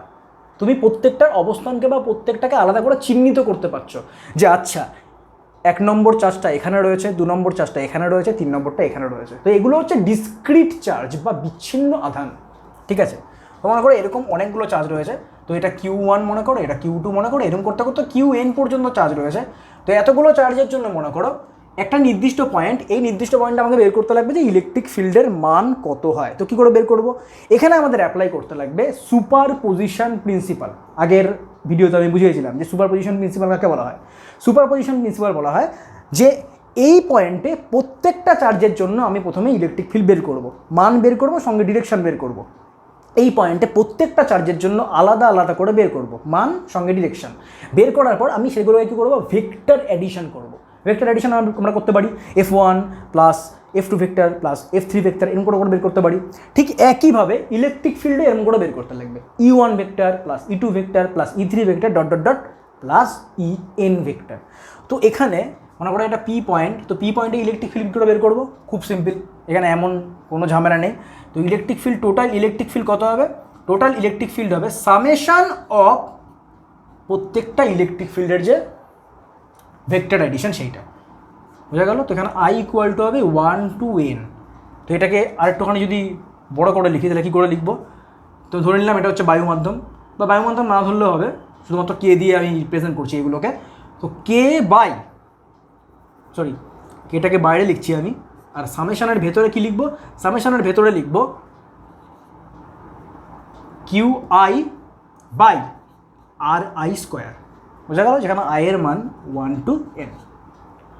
তার মানে বুঝতেই পারছি আমরা এখানে কী করতে লাগবে, ঠিক আছে? প্রত্যেকটা সামেশন করতে লাগবে। তো এটা হচ্ছে অ্যাডিশন করলে পরে এখান থেকে আমরা পেয়ে যাব কিসের মান? ইলেকট্রিক ফিল্ডের মান। কিন্তু এখানে একটা জিনিস মিস রয়েছে। কি মিস রয়েছে দেখো, এখানে ই হচ্ছে একটা ভেক্টর কোয়ান্টিটি, তার মানে এখানেও ভেক্টর কোয়ান্টিটি হিসাবে আমাকে রিপ্রেজেন্ট করতে লাগবে। তো আর আই যেটা রয়েছে সেটা হচ্ছে ম্যাগনিটিউড কার? আইতম চার্জ থেকে পি এর যে দূরত্ব তার ম্যাগনিটিউড। তো ম্যাগনিটিউডের সঙ্গে কী করবো আমরা? ইউনিট ভেক্টর গুণ করে দেবো, তো হয়ে গেল টোটাল ইলেকট্রিক ফিল্ড। তো এইভাবে আমরা ইলেকট্রিক ফিল্ড বের করতে পারবো কিসের জন্য? বিচ্ছিন্ন আধান সমূহের জন্য। এবার চলে আসি, যদি অবিচ্ছিন্ন আধান সমূহ হয় তাহলে পরে সেক্ষেত্রে ইলেকট্রিক ফিল্ড আমরা কী করে বের করবো? দেখা যাক ভিডিওটা ঠিকঠাক চলছে কি না। চলছে। আচ্ছা, অবিচ্ছিন্ন আধান হলে পরে সেই ক্ষেত্রে আমরা কি করে ইলেকট্রিক ফিল্ড কোনো একটা পয়েন্টে বের করব দেখা যাক। আচ্ছা, তাহলে এখানে জাস্ট চেঞ্জ করতে লাগবে, আমার চেঞ্জ করে লিখতে লাগবে অ। কী করতে লাগবে? অ। আচ্ছা, অবিচ্ছিন্ন ইংলিশ কি? কন্টিনিউয়াস।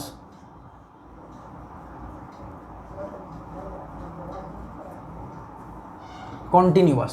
কন্টিনিউয়াস মানে ব্যাপারটা কি? ব্যাপারটা হচ্ছে এখানে কোনো পয়েন্ট চার্জ বা বিন্দু আধান বলে জিনিস হয় না, এখানে টোটাল একটা বস্তু হয়।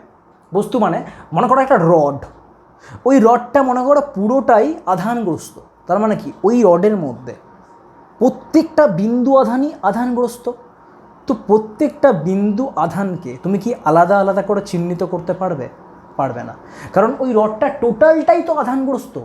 এখানে যেমন আগেরটায় কি হয়েছিল, প্রত্যেকটা বিন্দু আধানকে আমরা আলাদা আলাদা করে চিহ্নিত করতে পেরেছিলাম, কিন্তু এই ক্ষেত্রে মনে করো একটা রড, আমরা কিন্তু এই ক্ষেত্রে আলাদা আলাদা করে চিহ্নিত করতে পারবো না। মনে করো একটা গোলক, গোলকটা পুরোটাই আধানগ্রস্ত, তাহলে কোন পয়েন্টটাকে আমি আলাদা আলাদা করে চিহ্নিত করতে পারবো কি? পারবো না। তো এমন করে কোনো বস্তু যদি টোটালটাই আধানগ্রস্ত হয় তাহলে পরে ওর মধ্যেকার যত আধান রয়েছে সেগুলোকে আমরা বলছি কি? অবিচ্ছিন্ন আধান সমূহ বা কন্টিনিউয়াস চার্জ পার্টিকেল। কারেক্ট। এইবার চলে আসি আমরা যে এই ক্ষেত্রে কি করে ইলেকট্রিক ফিল্ড কোনো একটা পয়েন্টে বের করবো। খুব সিম্পল, কিচ্ছু নেই এর মধ্যে। দেখো, মন দিয়ে দেখে যাও, জাস্ট খুল। ওকে, একটা বস্তু রয়েছে মনে করো এরকম 3D অবজেক্ট। 3D অবজেক্ট মানে বুঝতেই পারছো, X axis, Y axis, Z axis সব রয়েছে। তো এখান থেকে মনে করো বের করতে লাগবে যে এই পয়েন্টে, এটা পি পয়েন্ট মনে করো, তো পি পয়েন্টটা মনে করো বের করতে লাগবে যে এই পি পয়েন্টে ইলেকট্রিক ফিল্ড কত। 1 মিনিট, আমি জাস্ট এখানে কালিটা ভরে নিচ্ছি, কালিটা খত্ম হো চুকা হ্যায়।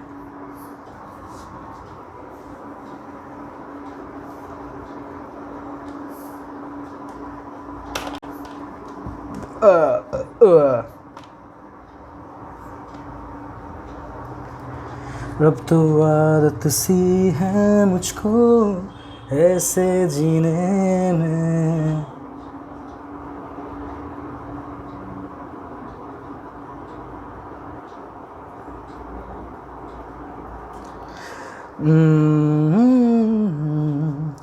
उम्मीदें कहीं बाकी हैं पलकों में बन के आंसू তো চলি যাতি হ্যাঁ। ওকে, তো কী করে বের করবো? দেখো দেখো এই বস্তুটা পুরোটাই আধানগ্রস্ত, তার মানে এর মধ্যে আলাদা আলাদা কোনো পার্টিকেল বা আলাদা আলাদা বিন্দু বলে কোনো কিছু হয় না, টোটালটাই আধানগ্রস্ত। তো এটা হচ্ছে কন্টিনিউয়াস আধানের জন্য আমাকে বের করতে লাগবে কোনো একটা নির্দিষ্ট পয়েন্টে তড়িৎ ক্ষেত্র কত। কী করে বের করবো? এই বস্তুর ক্ষেত্রে ধরে নাও একটা ছোট্ট বা ক্ষুদ্র একটা এলিমেন্ট বা ক্ষুদ্র একটা অংশ ধরে নাও। তো ধরে নিলাম যে ক্ষুদ্র একটা অংশ যেটা এমন দেখতে, ঠিক আছে। এবার ধরো এই ক্ষুদ্র অংশের মধ্যে চার্জের পরিমাণ ডি কিউ, কত? ডি কিউ বা ডেল কিউ যাই বলো না কেন, তো এখানে ধরে নিলাম ডি কিউ। ওকে, তো ডি কিউ হচ্ছে মনে করো চার্জের পরিমাণ।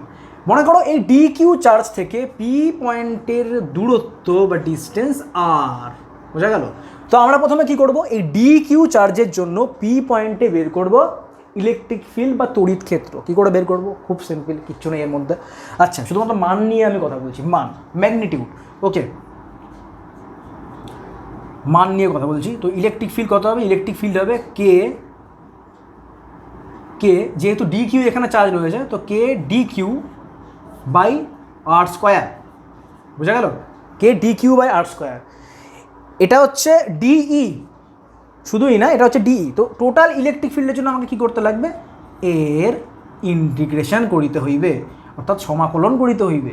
তো কে হচ্ছে কনস্ট্যান্ট, তো এখানে D Q by R square করিয়া দাও, তাহলে পরে ই বাহির হয়ে যাইবে, ঠিক আছে, ইলেকট্রিক ফিল্ড এখানে বেরিয়ে যাবে।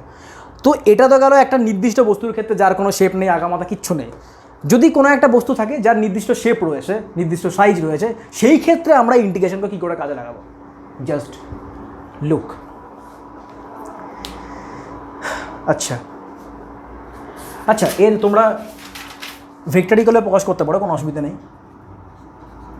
ভেক্টরিক্যালে কী করে প্রকাশ করতে লাগবে, D Q by R cube into R vector, এমন করে করতে পারো, কোনো অসুবিধা নেই। ওকে, তাহলে পরে এটা কী হবে, এটা হবে ইলেকট্রিক ফিল্ড, এটা ভেক্টর হয়ে যাবে। ওকে, আচ্ছা, তো এরপরে চলে আসি বিভিন্ন ধরনের চার্জের জন্য ইলেকট্রিক ফিল্ডের মান কী কী হতে পারে, দেখা যাক। আচ্ছা, কন্টিনিউয়াস আমরা বের করলাম। এই কন্টিনিউয়াসের মধ্যেই চলে আসছে, মন দিয়ে শোনো, এই কন্টিনিউয়াসের মধ্যেই চলে আসছে প্রথমে স্টেট কন্ডাক্টর। স্টেট কন্ডাক্টর মানে হচ্ছে ঋজু আধানগ্রস্ত দণ্ড। ঋজু আধানগ্রস্ত দণ্ড মানে কি, একটা মনে করো এটা একটা দণ্ড রয়েছে, এর মধ্যে চার্জ ভর্তি, চার্জগুলো কিন্তু ফ্লো করছে না, ফ্লো করলে পরে সেটা স্থিরতরিত কী করে হবে, তো এর মধ্যে চার্জ ভর্তি মনে করো। তো এটা একটা ঋজু দণ্ড, একটা সোজা একটা দণ্ড যার মধ্যে চার্জ রয়েছে, তার মানে আধানগ্রস্ত একটা দণ্ড। এটা, এই দণ্ডের জন্য আমাকে বের করতে হবে কোনো একটা নির্দিষ্ট পয়েন্টে ইলেকট্রিক ফিল্ড কত। তো এখান থেকে আমাদের নিউমেরিক্যাল কোশ্চেন আসে, ঠিক আছে, এটা মোস্ট ইম্পর্টেন্ট। এখান থেকে কিন্তু আমাদের নিউমেরিক্যাল কোশ্চেন আসে। তো নিউমেরিক্যাল কোশ্চেন দু প্রকারের আসতে পারে। কী করে আসতে পারে, মন দিয়ে দেখো। ওকে, চলো, ভিডিও হচ্ছে। তো কী করে আসতে পারে দেখো। নাম্বার ওয়ান, এখানে দিতে পারে এইভাবে যে আমার কাছে একটা দণ্ড রয়েছে, ওকে, আমার কাছে একটা দণ্ড রয়েছে যার লেন্থ তোমাকে বলে দেবে এল, আর বলে দেবে যে এর পার ইউনিট লেন্থে, মন দিয়ে শোনো, আর বলে দেবে দুটো জিনিস বলতে পারে যে এর পার ইউনিট লেন্থে চার্জের পরিমাণ ল্যামডা, তো ল্যামডা কুলম পার মিটার, এটা একটা বলতে পারে। আর বলতে পারে টোটাল লেন্থে টোটাল চার্জের পরিমাণ হচ্ছে কিউ কুলম। তো দুটোই দিতে পারে, দুটো দিলে পরে একটা দিলেও সমস্যা নেই, দুটো দিলেও সমস্যা নেই, দুটো দিলেও পারবে, একটা দিলেও পারবে। তো এরপর আমাকে বের করতে বললো আমাকে যে এই যে দণ্ডটা রয়েছে, এই দণ্ড বরাবর কোনো একটা পয়েন্টে, এই দণ্ড যেটা রয়েছে এই দণ্ড বরাবর কোনো একটা পয়েন্টে ইলেকট্রিক ফিল্ডের মান কত। মনে করো এটা হচ্ছে পি পয়েন্ট, আর এই পয়েন্ট থেকে মানে এইখান থেকে মনে করো এটার ডিস্টেন্স হচ্ছে এক্স, বোঝা গেল? তো এক্স ডিস্টেন্স দূরে পি পয়েন্টে দণ্ড বরাবর ইলেকট্রিক ফিল্ডের মান কত এবং তার ডিরেকশন কোন দিকে। আর এই চার্জটা হচ্ছে পজিটিভ চার্জ। তো কী করে করব, মনে করো যে এই পি পয়েন্ট থেকে মনে করো যে, আচ্ছা এখানে আর করে দিই তাহলে সুবিধা হবে। মনে করো যে এই পি পয়েন্ট থেকে এক্স ডিস্টেন্স দূরে, পি পয়েন্ট থেকে এক্স ডিস্টেন্স দূরে ছোট্ট একটা এলিমেন্ট আমি নিলাম যেটাকে আমি বলছি ডিএক্স, ওকে। তো এই ডিএক্সে চার্জের পরিমাণ কত? তো এই ডিএক্সে চার্জের পরিমাণ হচ্ছে ডি কিউ। তো ডি কিউর মান কত হবে? ডি কিউর মান হবে ল্যামডা ইন্টু ডিএক্স। দেখো ল্যামডা ইন্টু ডিএক্সও হতে পারে, আর কি হতে পারে, আর হতে পারে Q by L into D X. কেন কিউ বাই এল করলাম? প্রথমে আমি বের করে নিলাম যে পার ইউনিট লেংথে চার্জের পরিমাণ কত, সেটা কত, কিউ বাই এল। তাহলে পরে ডিএক্স লেংথে চার্জের পরিমাণ কত, সেটা কত হবে, q by L into d x. আর এখানে ল্যামডা থাকলে পরে ল্যামডা ইন্টু ডিএক্স, এটা আমরা জানি। আচ্ছা, তো আমরা এবারটা কী করবো, এই যে এলিমেন্টটুকু রয়েছে এই এলিমেন্টের জন্য বা এই যে ক্ষুদ্র অংশটা রয়েছে, ক্ষুদ্রাতি ক্ষুদ্র অংশটা রয়েছে, এর জন্য পি পয়েন্ট আমাকে বের করতে লাগবে ইলেকট্রিক ফিল্ড। তো কী করে বের করব, সেই ইলেকট্রিক ফিল্ডকে আমরা ডিফাইন করছি কী করে, ডিই দিয়ে, বোঝা গেল? তো এখানে কী লিখছি, k into d Q by x square, বোঝা গেল? শুধুমাত্র মান, কিন্তু এখানে কোনো রকম ডিরেকশন আমি দিচ্ছি না, K D Q by x square. তো এখানে টোটাল যে ইলেকট্রিক ফিল্ড সেটা কী করে বের করব, খুব সিম্পল, ইন্টিগ্রেশন করতে লাগবে কার, ডিইর। এবার দেখো ডি কিউ মানে কি, ডি কিউ মানে হচ্ছে ল্যামডা ইন্টু ডিএক্স। তো এখানে কে ল্যামডা কনস্ট্যান্ট আর এখানে ডিএক্স বাই এক্স স্কোয়ার, তাই তো? লিমিট কি বসবে, লিমিট বসবে আর থেকে আর প্লাস এল, কারণ এই পয়েন্টের পজিশন কত, আর এই পয়েন্টের পজিশন কত, আর প্লাস এল। বোঝা গেল? এখানে অনেক রকম করে দিতে পারে, দেখো এখানে এরকমও দিতে পারে যে এই টোটালটার লেন্থ হচ্ছে 12, এখানে বলে দিতে পারে যে এই টোটাল লেন্থ হচ্ছে 12, আর এই যে আমি এটা ধরলাম না যে এই পয়েন্ট থেকে এটার দূরত্ব আর, এখানে এটা বলে দিতে পারে যে মিড পয়েন্ট থেকে পি পয়েন্টের দূরত্ব আর। তো অনেকভাবে দিতে পারে, কোনো অসুবিধা নেই, লিমিট জাস্ট বুঝে শুনে বসালে পরেই চলবে। ওকে, বোঝা গেল? আচ্ছা, তো এখানে কি দাঁড়াচ্ছে দেখো, এখানে দাঁড়াচ্ছে কে ল্যামডা তো কনস্ট্যান্ট চলে আসলো, আর এখানে কত হচ্ছে -1/x, তাই তো? ইন্টিগ্রেশন করলে পরে তো -1/xই হয়, আর এখানে শুরু করে আর প্লাস এল, তো এখানে দাঁড়াচ্ছে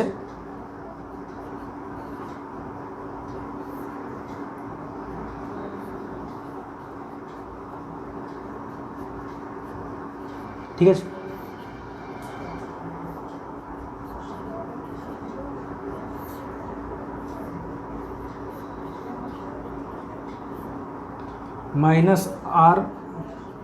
-r প্লাস এল,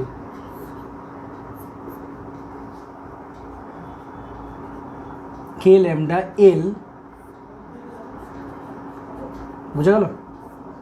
তো এইটা হচ্ছে এই পয়েন্টে ইলেকট্রিক ফিল্ডের মান। এবার চলে আসি ডিরেকশন। তো ডিরেকশনটা বুঝতেই পারছো না, ডিরেকশন কোন দিকে হবে, যেহেতু এটা পুরোটাই পজিটিভ চার্জ, তো পজিটিভ চার্জের জন্য পি পয়েন্টে ডিরেকশন কোন দিকে হয়, বহির্মুখী। বলেছিলাম আগে ইলেকট্রিক্যাল পড়ানোর সময় যে ডিরেকশন সবসময় কোন দিকে হয়, বহির্মুখী। যদি এটা নেগেটিভ চার্জ হতো তাহলে কী হতো, অন্তর্মুখী। যেহেতু এটা পজিটিভ চার্জ বলেই দিয়েছে, তার মানে এই ডিরেকশন হবে বহির্মুখী, তার মানে এই ডিরেকশন হবে এই বরাবর, তাই তো? এই বরাবর হবে এই ডিরেকশন। তো এটার মান বেরিয়ে গেল। তো এবার যদি ইলেকট্রিক ফিল্ডের ভেক্টর লিখতে চাই তাহলে এটা কী করে লিখবো, এটা মান বেরোলো, তো মানের সঙ্গে আইকে গুণ করে দাও, যেহেতু পজিটিভ এক্স অ্যাক্সিস বরাবর। তো এটা তো একটা কোশ্চেন দিতে পারে। আরেকটা কোশ্চেন কী দিতে পারে দেখো, আরেকটা কোশ্চেন দিতে পারে যে যদি এই যে পয়েন্টটা রয়েছে পি পয়েন্ট, এই পি পয়েন্টটা, দাঁড়া দেখি ভিডিওটা ঠিকঠাক হচ্ছে কিনা। ও চলবে, কতক্ষণ হলো ভিডিও, 42 মিনিট, চলো 1 ঘন্টা টানা যাবে। আচ্ছা, যেটা বলছিলাম যে এখানে এই যে দিয়েছে পি পয়েন্টটা, এই পি পয়েন্টটা এই দণ্ড বরাবর দিয়েছে। যদি এরকম দিত যে পি পয়েন্টটা দণ্ড বরাবর নেই, এই পি পয়েন্টটা রয়েছে এর সঙ্গে পারপেন্ডিকুলারলি মানে লম্বভাবে রয়েছে, লম্ব সমদ্বিখণ্ডকের ওপর পি পয়েন্টটা রয়েছে, তাহলে পরে কী করে করতাম?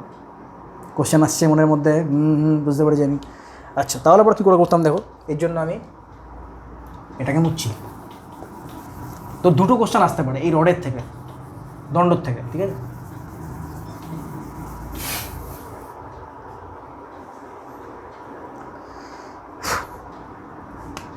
ওকে, সেকেন্ড কন্ডিশন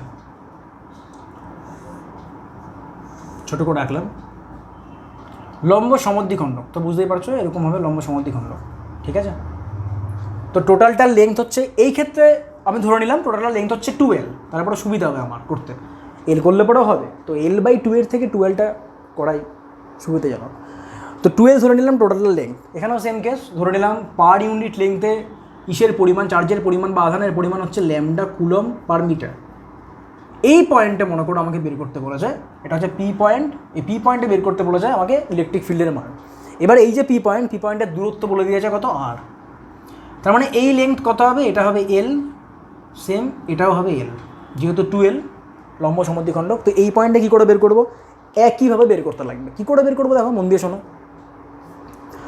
মনে করো যে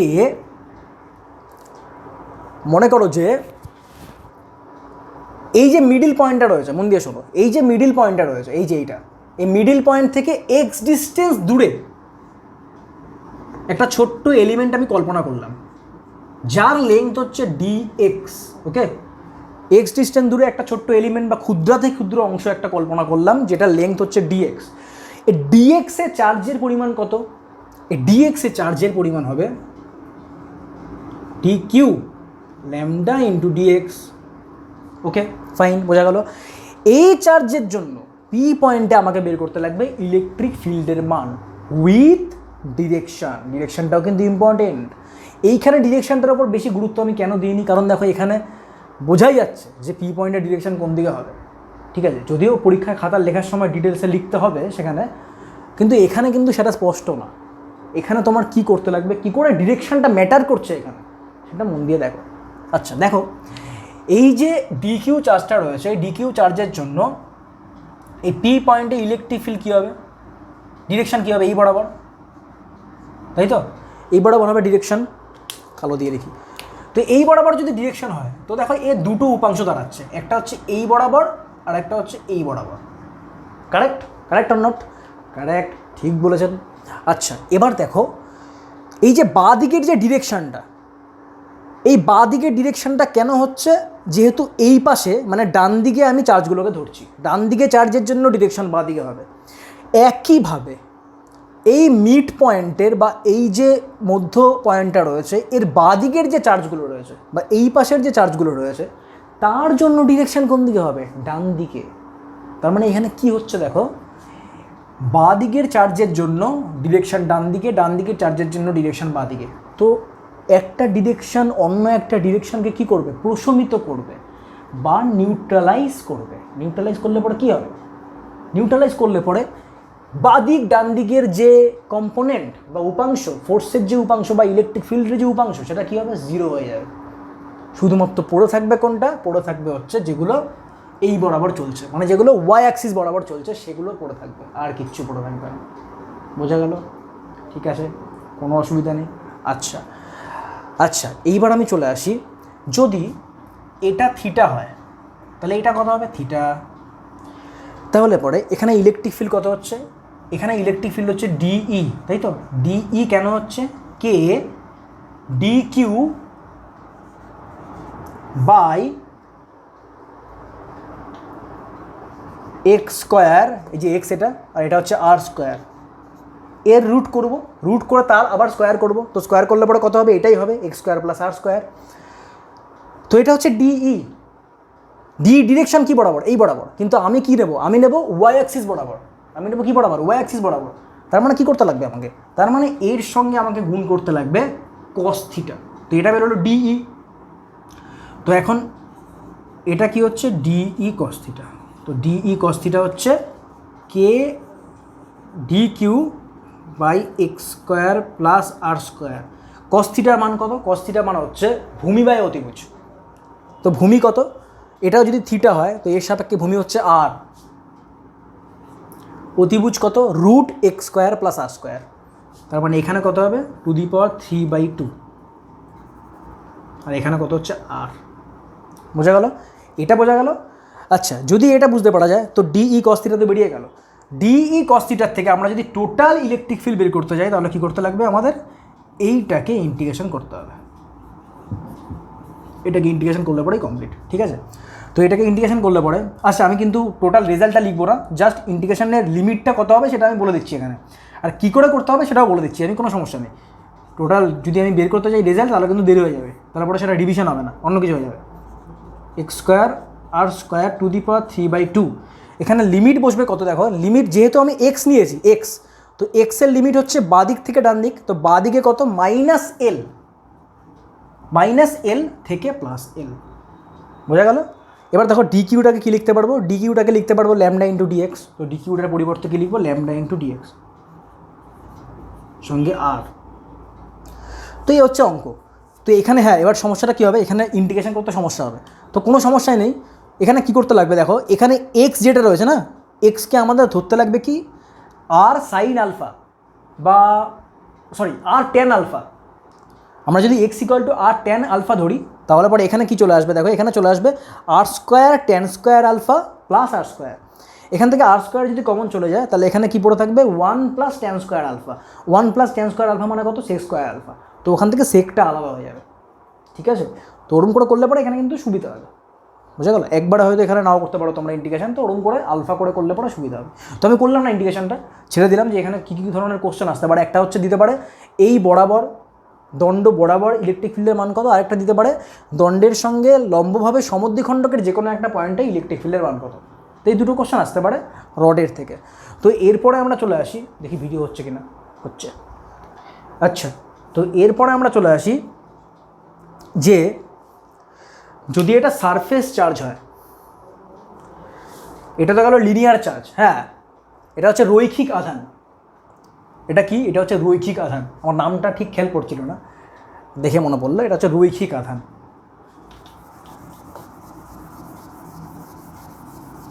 এরপরে চলে আছে ক্ষেত্র আধান। ক্ষেত্র, ক্ষেত্র মানে কি এরিয়া, তাই তো? কতক্ষণ হয়েছে দেখা যাক, চলো আর 10 মিনিট।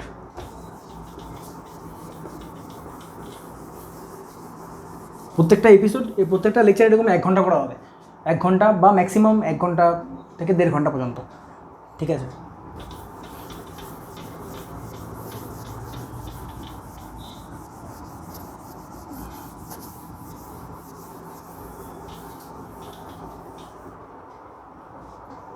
আচ্ছা, তো ক্ষেত্র আধানের জন্য চটপট করি, চটপট, ঠিক আছে? সারফেস চার্জ ডেনসিটি বা সারফেস চার্জ ডিস্ট্রিবিউশন। তো 2 নম্বরে চলে আসছে ক্ষেত্র আধানের জন্য ইলেকট্রিক ফিল্ড। তো শুধুমাত্র এখানে আমি ক্ষেত্র আধান লিখলাম, ঠিক আছে? তো দেখো ক্ষেত্র আধানের ক্ষেত্রে এখানে কি করতে লাগবে? রৈখিক আধানের ক্ষেত্রে কী ছিল? রৈখিক আধানের ক্ষেত্রে ছিল তোমার lambda, lambda coulomb per metre. তো ক্ষেত্র আধানের ক্ষেত্রে কী হবে? এইখানে স্পেশালি বের করতে লাগবে যে পার ইউনিট এরিয়াতে বা একক ক্ষেত্রফলে আধানের মান কত। তো একক ক্ষেত্রফলে এখানে আধানের মান ধরতে লাগবে কত? সিগমা। কত ধরতে হবে? সিগমা। তো এই ক্ষেত্রে ইউনিট কত হবে? এখানে ইউনিট হবে sigma coulomb per metre square. তো মনে করো একটা ক্ষেত্র আধান এরকম রয়েছে, এটা একটা 2D অবজেক্ট, 2D অবজেক্ট না 3D। 3D হলে পরে সেটা কিন্তু ভলিউম চলে আসলো, আয়তন চলে আসলো। যেহেতু এটা ক্ষেত্র আধান, তো এখানে এরিয়া নিয়ে কাজ করতে লাগবে বা ক্ষেত্রফল নিয়ে কাজ করতে লাগবে। তো ক্ষেত্রফল সবসময় কী হয়? 2D হয়। তো এই ক্ষেত্রে হচ্ছে মানে ক্ষেত্রফল 2D বলছি কেন, সরি, হ্যাঁ ক্ষেত্রফল একটা প্লেনের ওপর করছি আমি যেহেতু। তো এই ক্ষেত্রে কী বলছি? এই ক্ষেত্রে বলছি যে এখানে যে চার্জের ডেনসিটি সেটা কত দিয়ে ডিফাইন করছি? সিগমা। তো sigma coulomb per metre square.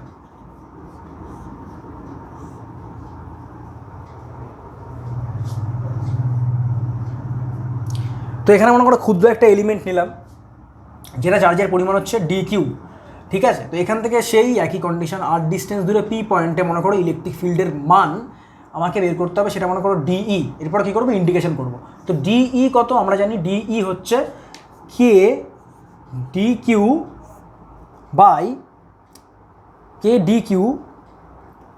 By R square, ঠিক আছে? এবার দেখো কে DQটাকে আমরা কী করে লিখতে পারি? DQটাকে আমরা লিখতে পারি এইভাবে, সিগমা ইন্টু DA, তাই তো? ইউনিট এরিয়াতে চার্জের পরিমাণ সিগমা, তার মানে DA যদি এরিয়া হয় সেখানে চার্জের পরিমাণ কত? সিগমা ইন্টু DA, যেটাকে আমরা ডিফাইন করছি DQ দিয়ে, বাই R স্কোয়ার। এটা হচ্ছে DE। এখন ইন্টিগ্রেশন করলে পরে টোটাল ইলেকট্রিক ফিল্ডের মান আমাকে মানে আমরা এখান থেকে বের করতে পারবো, বুঝা গেল? কে সিগমাটা কনস্ট্যান্ট, DA আর স্কোয়ার, বুঝা গেল? তো এটা হচ্ছে ক্ষেত্র আধানের জন্য।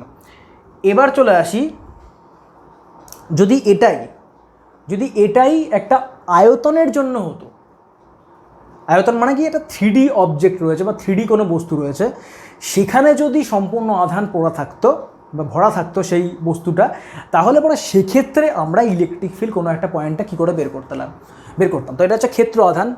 এরপরেরটা চলে আসছে, ইংলিশটা বলা আছে কি? Volume charge distribution. তো ভলিউম চার্জ ডিস্ট্রিবিউশনটাকে কী করে লেখা যায়? ক্ষেত্র আধান তো লিখলাম, এটার বাংলাটা কী হতে পারে? আচ্ছা, এটাকে বাংলা তোমরা বুঝে নাও জিনিসটা, volume charge density, volume charge distribution. Okay, বুঝে নাও এটা, মানে এক্স্যাক্ট কীটা মনে পড়ছে না আমার। যাই হোক, এই ক্ষেত্রে কী করতে লাগবে? এখানে যেমন সিগমা ছিল, এখানে আনতে লাগবে রো এর ইউনিট কী হবে? Coulomb per metre cube, coulomb per metre cube, এটা হচ্ছে রো এর ইউনিট হবে। এবার মনে করো একটা বস্তু রয়েছে, এই বস্তুটা কিন্তু সম্পূর্ণ 3D, এটা যেমন প্লেনের মধ্যে রয়েছে, মানে এটা একটা বোর্ডের মধ্যে রয়েছে, একটা কাগজ মনে করো, কাগজ। আর এটা মনে করো একটা বস্তু যেটার এক্স অ্যাক্সিস রয়েছে, ওয়াই অ্যাক্সিস রয়েছে, সঙ্গে সঙ্গে জেড অ্যাক্সিসও রয়েছে। তো সেই ক্ষেত্রে আমরা কী করে বের করবো ইলেকট্রিক ফিল্ড কোনো একটা পয়েন্টে? তো এখানেও সেম কন্ডিশন, একটা এলিমেন্ট নাও, এলিমেন্ট থেকে মনে করো যে P পয়েন্ট রয়েছে, P পয়েন্টে ইলেকট্রিক ফিল্ড মনে করো DE। তো DE ইকুয়াল টু কত হবে? কে ইন্টু DQ, এখানে চার্জের পরিমাণ মনে করো DQ বাই R স্কোয়ার। তার মানে এখানে কত দাঁড়াবে? এখানে দাঁড়াবে কে DQ মানে কত? DQ মানে হচ্ছে রো ইন্টু ডিভি। ডিভি মানে কি? এখানকার যে ভলিউম সেটা হচ্ছে ডিভি। তো পার ইউনিট ভলিউমে বা একক আয়তনে চার্জের পরিমাণ যদি রো হয়, তাহলে ডিভি আয়তনে চার্জের পরিমাণ কত হবে? Rho into D V by R square. তার মানে এখানে ইলেকট্রিক ফিল্ড কত দাঁড়াচ্ছে? ইলেকট্রিক ফিল্ড দাঁড়াচ্ছে কে রো কনস্ট্যান্ট নিয়ে নিলাম বাইরে, ডিভি বাই আর স্কোয়ার। তো এই হচ্ছে আজকের আমাদের টপিক শেষ হলো। আর যেটা বলেছিলাম আমি যে আমি সিএইচএসির 11 আর 12-এর অনলাইন পেড শুরু করতে চলেছি, যার মান্থলি ক্লাস হবে 8টা করে, এবং লাস্টে মাস শেষে একটা ক্লাস হবে এক্সট্রা, সেটা হবে ডাউট সলভিংয়ের জন্য, এবং এখানে মাত্র খরচ হবে তোমাদের 299 টাকা। এবার এটাই যদি 30 জন স্টুডেন্টের ওপরে হয়ে যায়, তাহলে পরে 299টা কমে হয়ে যাবে 199। এর থেকে ডিটেলস জানতে লাগলে বা আপডেট পেতে হলে তোমরা কিন্তু আমাদের হোয়াটসঅ্যাপ গ্রুপে জয়েন হতে পারো, যার লিঙ্ক আমি ডিসক্রিপশন বক্সে দিয়ে রাখবো। তো thank you so much for watching this video. Thanks again. আর পরের দিন চলে আসবে পরের রিভিশন আর suggestion. Thank you so much.